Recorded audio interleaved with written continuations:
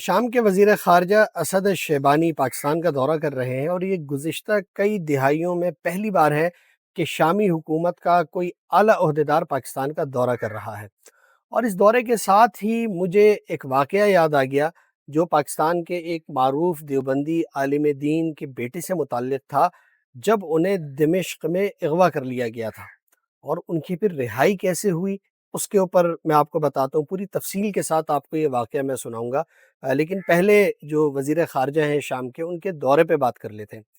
دیکھیے، پاکستان اور شام کے درمیان 60 اور 70 کی دہائی میں نسبتاً بہتر تعلقات تھے،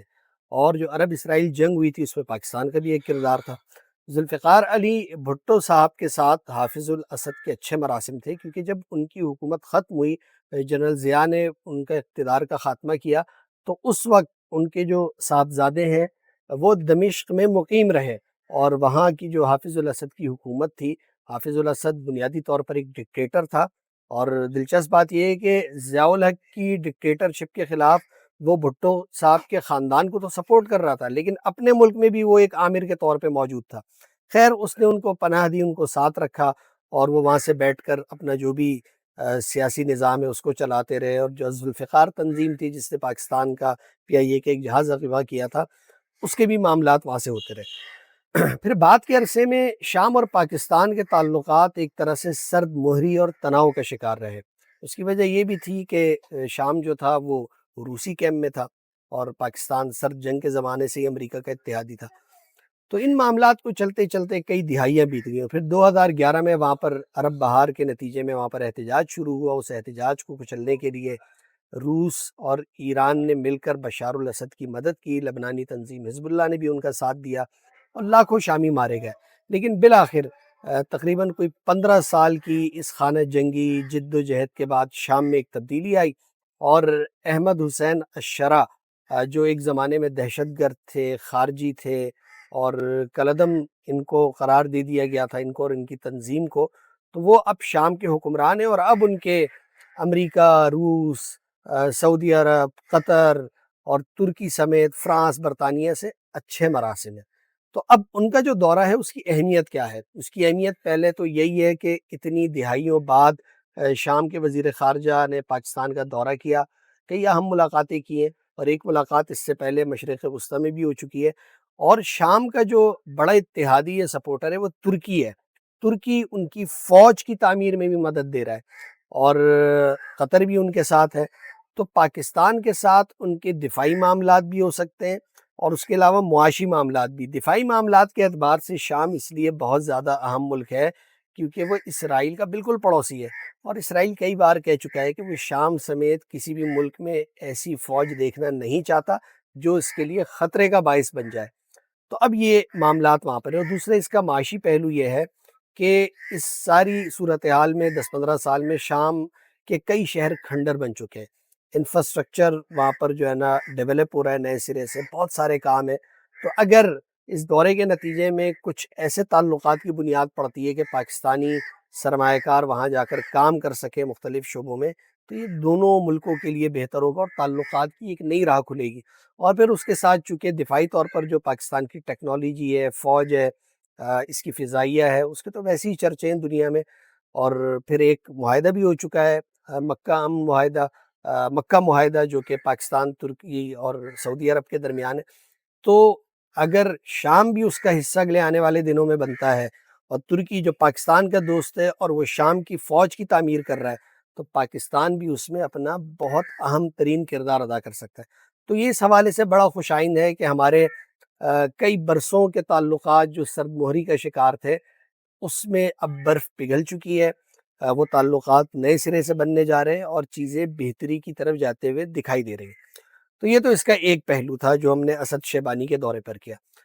اس ویڈیو کی ابتدا میں نے آپ سے بات کی تھی کہ ایک پاکستان کے معروف دیوبندی عالم دین تھے، ان کو دہشت گردی کے ایک واقعے میں شہید کر دیا گیا تھا۔ ہوا یہ تھا کہ ان کا بیٹا پڑھائی کرنے کے لیے دمشق چلا گیا تھا، اور جو شام کے جو مدارس ہیں ان کا علمی رسوخ جو ہے وہ اسلامی دنیا میں بہت زیادہ مانا جاتا ہے۔ دمشق ایک زمانے میں بڑا علمی مرکز ہوا کرتا تھا، تو وہ وہاں پر موجود تھے۔ تو ایک دن وہ اپنے دوستوں کے ساتھ نکلے اور ایک کیفے کے باہر بیٹھ کر چائے شائے پی رہے تھے فٹ پاتھ پر۔ تو اس دوران انہوں نے گفتگو کرتے ہوئے بشار الاسد یا اس حکومتی نظام کے بارے میں تنقید کر دی، برا بھلا کہہ دیا ہے، وہ عموماً ہوتا ہے، ہم پاکستان میں بھی کرتے رہتے ہیں، گو کہ اب یہاں بھی تھوڑی سختی ہو گئی ہے لیکن پھر بھی لوگ اپنی بات کر لیتے۔ تو انہوں نے جب وہ تنقید کی تو یہ ابھی یہاں سے اٹھ کر اپنے ہاسٹل نہیں پہنچے تھے کہ ان کو اٹھا لیا گیا، لاپتہ کر دیا گیا یا شام کے شمالی علاقہ جات بھیج دیا گیا۔ اب جب گھر والوں سے رابطہ نہیں ہوا یا ان کے ساتھ جو دوست ہوں گے انہوں نے بتایا ہوگا تو یہاں کھلبلی مچ گئی۔ اب وہ کوششیں شروع ہوئیں کہ بھائی وہ رہائی کے لیے کیا کیا جائے۔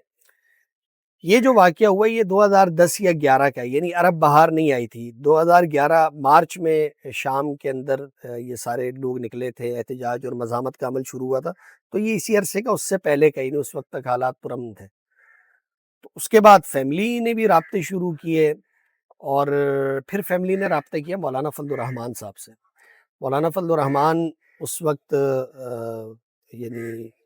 ہمیشہ سے وہ سیاسی طور پر مضبوط رہے، تو انہوں نے بھی سیاسی طور پر، سفارتی طور پر اس معاملے کو سلجھانے کی کوشش کی۔ اچھا، اس میں ایک انٹرسٹنگ معاملہ تب ہوا جب وزیرستان سے فیملی کو پیغام ملا کہ اگر آپ اجازت دیں تو ہم اسلام آباد میں شامی سفارت خانے پر حملہ کر سکتے ہیں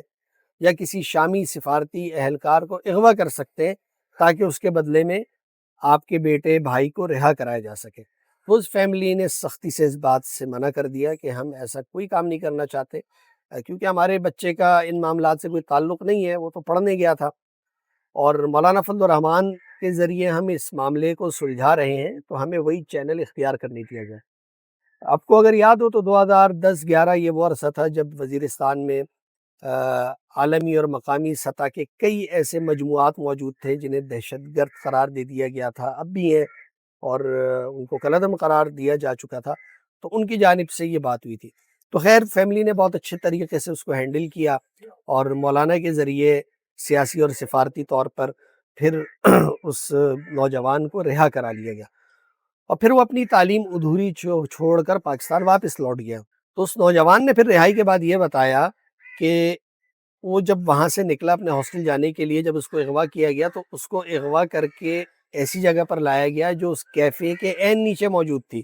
یعنی وہاں پر اس خفیہ ادارے کا حراستی مرکز تھا یا اس کا دفتر تھا، اور وہاں ریکارڈنگ کے آلات لگے ہوئے تھے۔ یعنی کیفے میں بیٹھ کر لوگ عموماً بات کرتے ہیں، کھلی ڈولی بات کر لیتے ہیں کسی بھی موضوع پر۔ تو آپ دیکھیں بشار الاسد اس حد تک ظالم انسان تھا کہ وہ لوگوں کی گفتگو ریکارڈ کرنے کے لیے وہاں پر بھی آلات نصب تھے، اور اگر کوئی ایسی بات کر لیتا تھا تو اس کو پھر گرفتار کیا جاتا تھا، اور وہ یہ تخصیص ہی نہیں کرتے تھے کہ کوئی غیر ملکی ہمارے ملک میں پڑھنے کے لیے آیا ہوا ہے یا سیاح ہے، اس نے اگر کوئی تنقید کر بھی دی تو اس نے کل کو اپنے ملک واپس چلے جانا ہے،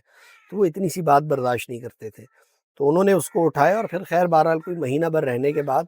رہائی ہو گئی، اور وہ صاحب جو ہے پاکستان لوٹ گئے، اب بھی یہاں پر ہیں۔ تو یہ واقعہ اصل میں بتانے کا مقصد تھا کہ شام اصل میں کتنی ظالمانہ ڈکٹیٹرشپ کے نیچے تھا، اور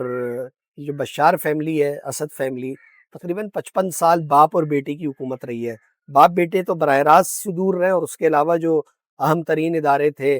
وہ بھی علوی فیملی کے پاس تھے، ان کے خاندان کے پاس تھے۔ تو اب شام تبدیل ہو چکا ہے، اب وہ لوگ جو کبھی بشار الاسد کو مطلوب تھے اب بشار الاسد ان کو مطلوب ہے، اور وہ عدالت کے ذریعے اور انٹرپول کے ذریعے اس کو وطن واپس لانا چاہتے ہیں تاکہ بشار الاسد کو اس کے کیے کی سزا مل سکے۔ اب وہ ماسکو میں ایک نظر بندی کی کیفیت میں زندگی کے دن گزار رہا ہے، اور شام ایک نئی اڑان بھر چکا ہے، اور اس کے عرب ممالک سے، ترکی سے، سعودیہ سے، قطر سے اچھے تعلقات بن چکے ہیں، اور صرف 1.5 سال کے اقتدار کے بعد شامی حکومت نے پاکستان کے ساتھ بھی اپنے تعلقات کو نئی سطح پر لے جانے کا فیصلہ کیا، اور اسی سلسلے میں یہ سارا دورہ ہوا ہے، یہ ملاقاتیں ہوئی ہیں۔ تو ہم امید رکھتے ہیں کہ اس سب کے نتیجے میں پاکستان اور شام کی دوستی ایک اگلے مرحلے تک جائے گی، ان کے تعلقات بڑھیں گے، دفاعی سطح پر بھی، معاشی سطح پر بھی، اور دونوں ممالک جو ہے آگے بڑھ کر اپنا اہم کردار ادا کر سکیں گے۔